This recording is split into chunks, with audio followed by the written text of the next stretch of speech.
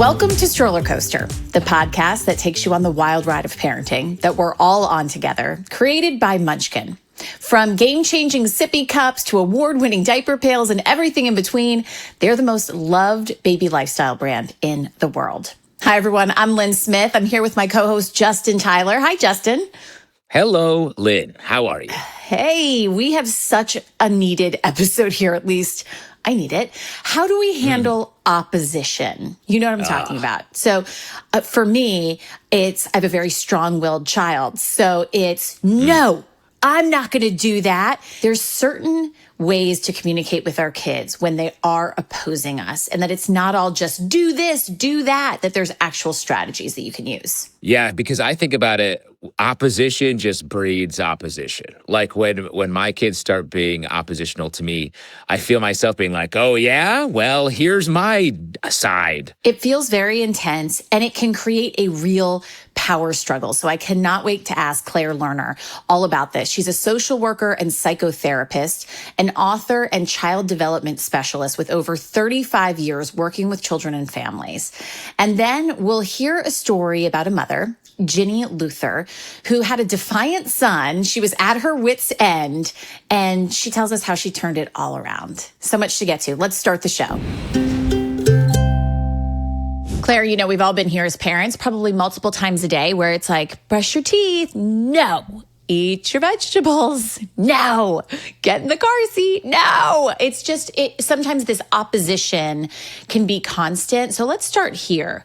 What do we do when our children are just flat out refusing to do what we're asking them to do?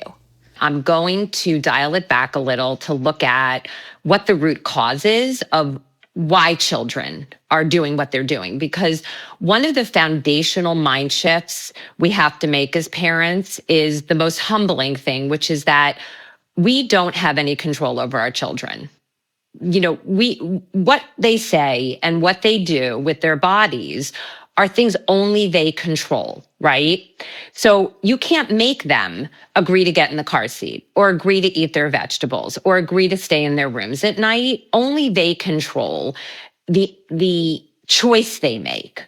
What we control is the situation and how we scaffold and set up these encounters to maximize the chance that our children are going to cooperate.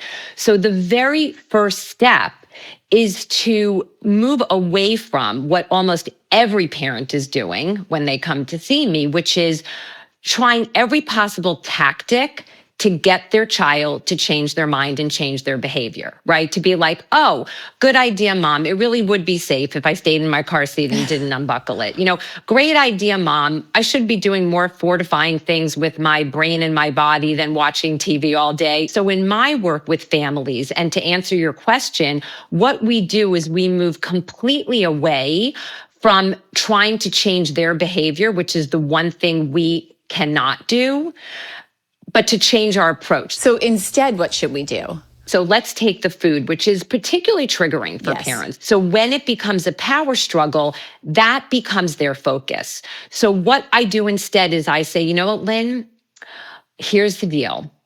I love you so much, I'm not getting into fights with you anymore about food. I'm going to let you know what your two great choices are, and the rest is up to you. You could either choose to fill your body with foods and make your body feel really good and really strong. That's what I'm choosing. Or you can do option 2, which is you don't fill your belly and your belly may be hungry and you have to wait till breakfast. And that's another option. You decide. Because what happens is once you stop getting into the power struggle and you just have a natural consequence, that is when I find children make the right decision, because you're not giving them any fodder anymore for the fight, which is what they're looking for. You like lay down your weapons. You're like, hey, the food's on the table. Good luck out there. Yeah, I have a feisty one. And it's like, fine, I'm not going to eat. And then it's 10, 11 o'clock at night, waking up, I'm starving, I can't sleep, I'm so hungry. So as a parent, you start getting this anxiety of like, if they don't eat dinner, they're going to wake up in the middle of the night starving. So what happens is your child does, you're having this lovely bedtime routine and they're like, Mommy, I'm so hungry. And you say, I know, sweetie. You chose not to fill your belly, and I know it must feel really uncomfortable. What's so great, you can have a big breakfast, and tomorrow night at dinner, you can make a different choice. So you do have to be willing. The first time is very hard because it's very triggering. But what happens is the next day is when it all changes, because now the next night at dinner, you say, remember, sweetie, remember your great choices. Do you want to fill your belly and feel comfortable, or do you want to choose to not and maybe be uncomfortable? I know I've felt this way, and I've heard this from so many of my friends, that when it comes to defiant children, you almost label them as, and sometimes when you're so frustrated, like, I feel like they're manipulating me. Like, I feel like they're almost needling me to see how much they can get away with. Is that true? And how should we be looking at this? These tend to be the kids who are wired to process their experiences in the world so deeply that they get overwhelmed often on the inside. So they have more worries, they have more anxieties, and to cope, they're desperate to because they feel out of control on the inside, they're desperate to control everything on the outside. So that's when they look like the dictator, right? No, mommy, you need to sit here, or, you have to, my carrots are too close to my peas, or you cut my sandwich the wrong way, or why are you picking me up from school when it was supposed to be grandma? They get triggered very, very easily when things don't happen exactly the way they want, right? Because it's the predictability that helps them feel safe. So what happens is, behaviorally, they look like manipulators, but because how we see our kids has such a deep impact on how we respond to them. If you see them as manipulative, you are likely to respond with a lot of anger. I find that when parents see it more as strategic, like, my child is uncomfortable, and so they're trying to change the situation to get back to their comfort zone. And so I want to have empathy for that, right? It starts with empathy and compassion, that they're not purposefully trying to work your last nerve or be manipulative. They're just trying to cope. A lot of this is centered around avoiding the power struggle. We know that's what we want to avoid. But what if you're already in it? I call it sports casting. Just name what's in front of you. I've asked you to get dressed. I see you're having a hard time following that direction. I've asked you to put your dishes in the sink. I'm going to take a mommy moment to figure out how I'm going to help us solve this problem. Now, here's the amazing thing about this very, very seemingly simple strategy is you're doing so many things. You're throwing a monkey wrench into the struggle, which is critical. You're modeling your own self-regulation. You are communicating, I'm a helper. Like, we're having a hard time. I'm going to take a minute. And then you literally sometimes, like, I'll just have a parent kind of just turn sort of away from the child and talk out loud. Be like, okay, so let's see. So, like, Joey's a human being, and I can't make him agree to turn off the tablet. So what would be his two great choices? And I want to say, at this point, many kids are just turning off the iPad and giving it to you because they're sort of freaked out. Like, what is going on here? They're listening, right? They're looking at you, sort of having this, first person conversation with yourself. And then you just turn around and you say, hey, bud, let me tell you what your two great choices are. Hypothetically, what if you're a tired dad and it's hard to do all of these things, this great advice that you have? What do you do in those situations? There was a dad I spoke to recently where this was really sort of came home to me very starkly, where he has this lovely ritual of picking his daughter up, on his bike. They ride home. And on this particular day, he had a lot of work to do. He had a looming deadline that he was stressed about, but he still made time. They were having a lovely ride home, and then they passed the park. And she says, oh, daddy, I want to go to the park. Can we please go to the park? And she also wanted to have a picnic. He gets triggered, right? Because he's thinking, oh my gosh, I should do this. She's my daughter. I want to fill her cup. He says, we can go to the park, and he tries to put a limit on. He says, we can go for 15 minutes, but we're not going to do the picnic. And of course, in theory, she's fine with that. They go to the park. They have a lovely 15 minutes. And then he says, it's time to go. And then the floodgates open. What might have led to a very different outcome would be to say to his daughter, I know, sweetie, it's never enough. It's never enough time at the park. I know you have this amazing idea of having an indoor picnic, and we will talk about when we can do that. We can make a plan for that.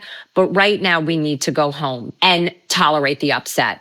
Just stay her rock, not try to convince her, right, that she should be happy about this, because that's another trap parents fall into, right, is like trying to get her to agree that it's okay to go home. So that's where this important mind shift comes in, that when your child is asking for more and it's never enough, it's not because they're spoiled or they're manipulative.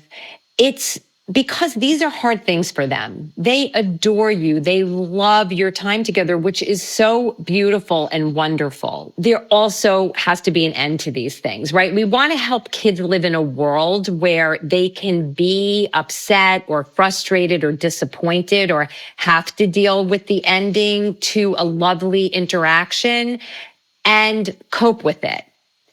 And when you shift your mind from they're spoiled, they're manipulative, it's never enough, to I have an amazing child who I have the most lovely relationship with. Of course it's going to be hard. Of course she's going to want more songs. Of course she's going to want more stories. And there's nothing wrong with that. And I also need to help her accept that. It's treating children with respect and love and kindness and empathy, with the clear limits and boundaries that help them learn grit, resilience, emotional regulation, all the things kids need. Claire, you have been such an incredible wealth of information. Thank you so much for being here. This was really helpful. Thanks for having me. It was fun. You know, Justin, I think a lot changes for us as parents when we look at this in a whole new way, that this is not our child trying to manipulate us or trying to get what they want or being spoiled, that maybe they process things in such a different way. They're feeling things in such a big way. And you have to really meet them where they are and be empathetic. Right. Really put yourself in their shoes, it feels like. Yeah. And she made such a great point in taking a moment, even calling it out. Like, I need some mom time where I'm going to try and find the solution for us. Like, you are modeling how to solve problems for your children. Yeah, I love that too. The example of just turning away and sort of speaking out loud what you're planning to do. I feel like my kids would be like, that, like, oh, they're eavesdropping. They finally got the inside track of like, that's what he's thinking. Justin, remember your high chair days as a parent? Oh, Lynn, actually, my kids were very advanced at making a huge mess all the time. So I spent years of my life cleaning food off of everything in my kitchen. Oh, I'm right there with you. And you probably at home are in the same situation as Justin. So if you are, you need this really cool float high chair from Munchkin. It's compact, it's foldable for easy storage, and comes in black and white colors. And most importantly, as Justin points out, it is easy to clean because you're going to be doing a lot of that with smooth, wipeable surfaces. There are no nooks and crannies for all that food to get into. The crannies. That's where the food goes. That is where the food goes. Loves crannies.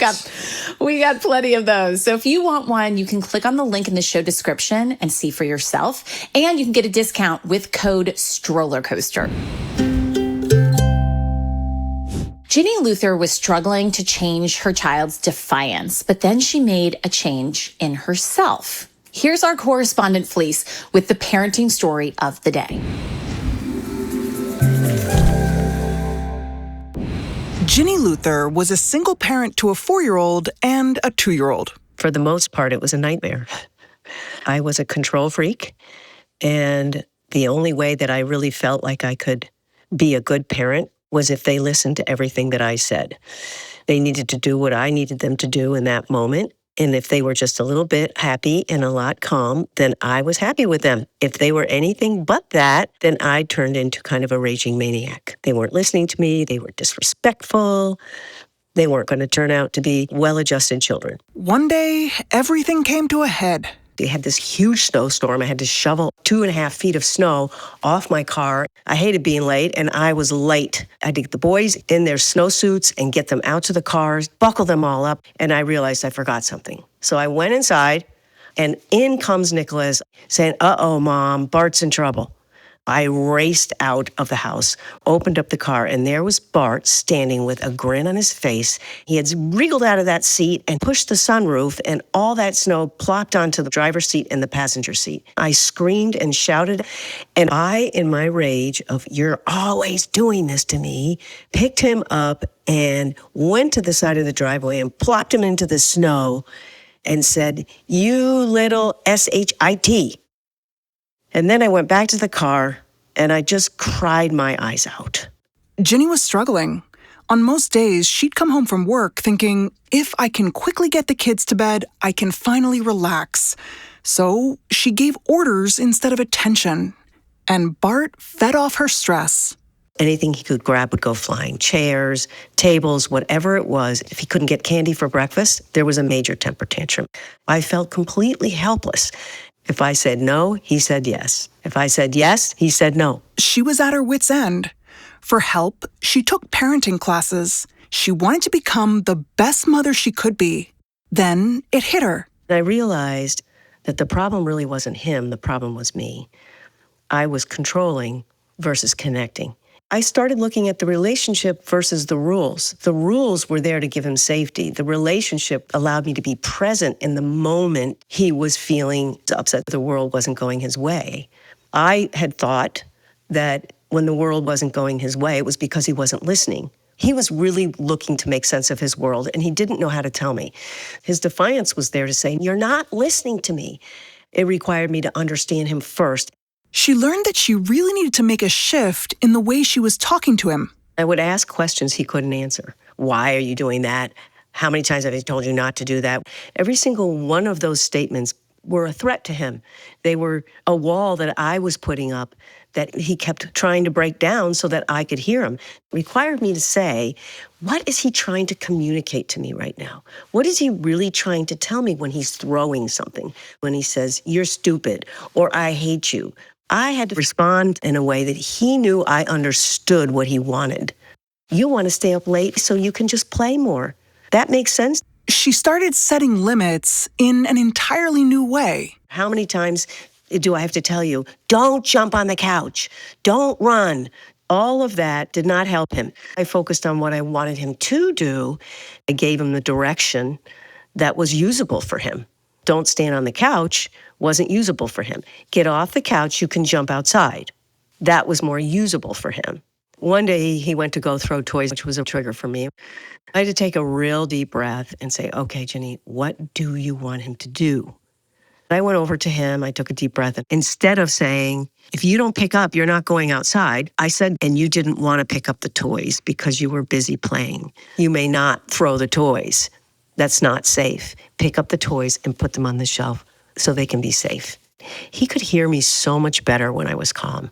His eyes just lit up. And he put the toys on the shelf. Things were starting to change, especially when she added on another tool in the way she connected with him. If I gave him choices, he was able to make a decision and be part of the decision. When I told him it's time to brush his teeth, you could see he would look right at me. He'd fold his arms. Then I followed by two choices. Do you want the green toothbrush or do you want the red toothbrush? Which one works best for you? And he would look at me like, I don't want to make that choice. I want to stay up. I'd say, you got this. You can do it. Red toothbrush or blue toothbrush. And I would stick with him until finally he would point. Choices allow them to take responsibility. Ginny needed Bart to see that he was valuable instead of someone who was just ordered around. So she even changed the way she reacted to his new cooperation. Instead of saying, "You're such a good boy. I like the way you're picking up the blocks." If you said that to Bart, he would look at you and go, "Well, then I'm not picking up the blocks because you like it." In other words, that was a people-pleasing way to say that. It's, you just picked up your toys so that our feet would be safe when we walked through the living room. That was really helpful. You cleaned your room. You did it. That transforms in their brain to, I did it. And that's a sense of accomplishment. Opposition and defiance can feel threatening, and even humiliating to a parent. But what Ginny realized was underneath it all are emotions. Most parents think their children should be just a little happy and a lot calm. That defines a good child in their mind. Any other range of emotions, such as anger, frustration, sadness, parents feel like that's bad behavior and it should just stop. And when we don't allow our children to feel those feelings, then we have children who are defiant. Putting the tools she'd learned together and spending more quality time together created a culture of connection. So one day when Bart was having trouble putting down his pacifier for good, she knew just what to do. If I tried to control it, I knew that he was going to be defiant and he was going to sneak it. I said to him, when you're ready, you will do it. About a month later, he says, Mommy, I want to get rid of my binky. So I went upstairs and I said, you did it. You threw away your binky.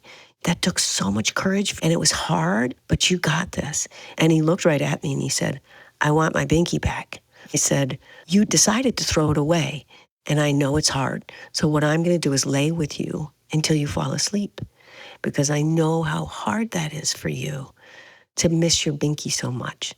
I laid down with him, stroking his hair, looking at him so sweetly. And then once he was asleep, I closed the door quietly and went downstairs with a huge smile on my face. And the next morning, I woke up and I couldn't wait to celebrate. I was right there at his door, and he got up. I said, you did it! We started the binky dance. And I picked him up, and we're smiling nose to nose, forehead touching, swinging him around, and he's giggling and laughing. And when we finished the song, we just gave each other a big hug, and I really celebrating his accomplishments. Justin, I just thought about this last night. We had such a great day and a wonderful evening. And I thought to myself, like, what was different? Because we do have a lot of times of opposition and some defiance. And I think a lot of it was how I reacted to maybe some of those cues that something big was going to happen. So rather than starting to get worked up as well, I was noticing it, stay calm. And it's a reminder in this parenting story of the day is as well that we are as much a part of how this all unfolds. And if we can stay calm and we can, adjust ourselves, then it has a positive impact on our kids. Oh, that's so interesting that it's like we're trying to head it off, where we feel the opposition coming and we're like, no. And really, it's like we're just adding to it. And here's the big reminder. The way we respond to our kids when they oppose us is so important, because if we see it as my child is defying me just to get to me, we're going to want to win.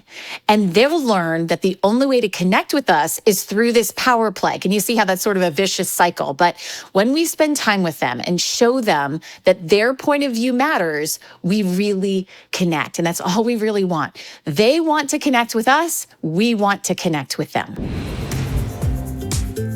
Such a fantastic show today. I really feel like I learned a lot. I hope you at home feel that way as well. So if you have a topic that you want to hear more about, or you have questions for us, you can reach out at podcast@munchkin.com. Our thanks to Claire Lerner and also Ginny Luther for sharing your story. As always, thanks to Munchkin, who makes this podcast possible. And you can find all of your favorite Munchkin products at munchkin.com. And I want to remind everyone to check out our other podcast. It's called Stroller Coaster Storytime. It's full of great stories for kids and parents to listen to together. A lot of improv actors, interesting sounds, a lot of fun. This season, we're doing something a little bit differently. These are all stories that are taken right out of our lives as kids and parents. Please check it out right here in the same feed. Munchkin invites you to help plant 1 million trees a year. Since 2016, Munchkin has planted over 5 million sproutlings in some of the most impoverished countries through their partnership with Trees for the Future. Together, they're on a mission to reduce CO2 in the atmosphere 1 million saplings at a time. Isn't that awesome, Justin? So cool. Love it. It's a breath of fresh air, literally. Literally. In the theme of trees, it's time for our moment of calm. this is a chance for you to take a break from your hectic parenting life. So today, let's go to Sequoia National Park, home to the world's most majestic and ancient trees, the sequoia, that can live for thousands of years. This remarkable landscape also has abundant wildlife population that includes the spotted owl, black bear, and the Sierra Nevada red fox. So feel the peace as you take a grounding breath and enjoy.